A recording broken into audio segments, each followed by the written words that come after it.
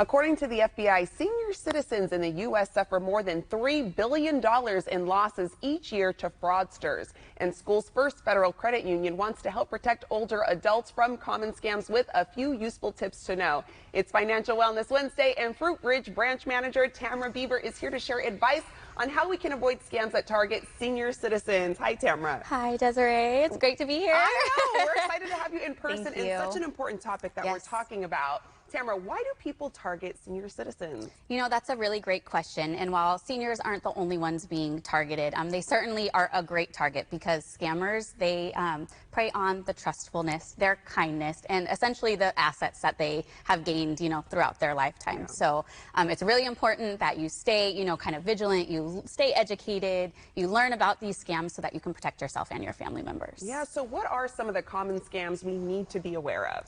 So there are 4 that come to mind right now. And, you know, like I said, fraudsters, they prey on your emotions. They get you to act in a way that they cause fear or some type of urgency in you. So the 4 most common that we see, the first is the tech support scam. And that is where they will pose to be somebody from a technical support representative that wants to fix a problem in your computer that doesn't exist. So they either ask a fee to do this service for you, or they ask to remote into your computer. And once they get into your computer, they have access to all kinds of information, sensitive personal information.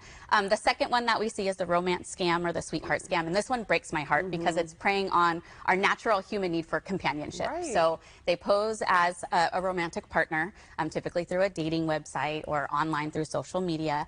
And they establish a relationship. And once that relationship is established, they start asking for things. They start asking for money, for travel, things, you know, to come see you, let's say, or emergencies that pop up.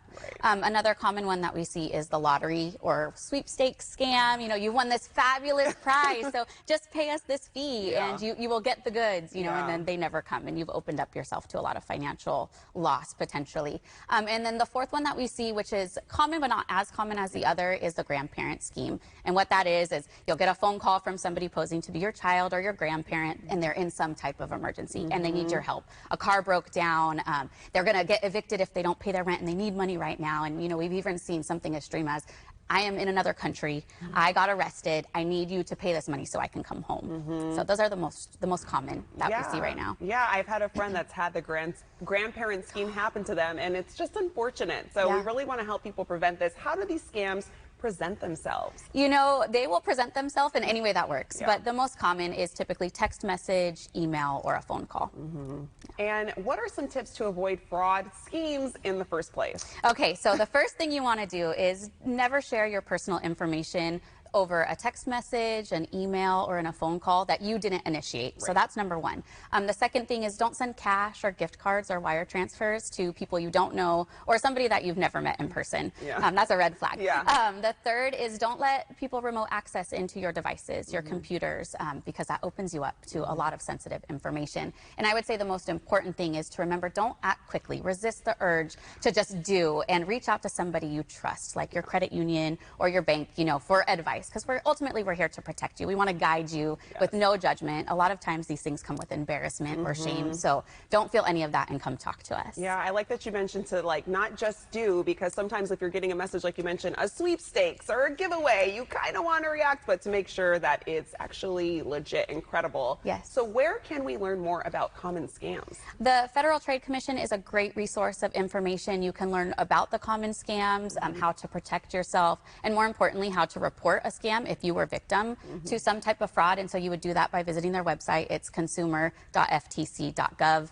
and it's just a plethora of information. Yeah, and you mentioned, and I want to highlight that again, but why is it important to go to your bank like SchoolsFirst Federal Credit Union? You mentioned sometimes with these scams there's shame, even though there shouldn't be. So why is it important to either way still go to SchoolsFirst Federal Credit Union? Come talk to us. Really, we're here to support and help give you advice and send you on a path to where we can either stop something like this from happening or potentially in some cases help get your finances back. Tamara from SchoolsFirst, always a pleasure having you on. Thank you so much. And for more financial advice, visit SchoolsFirstFCU.org.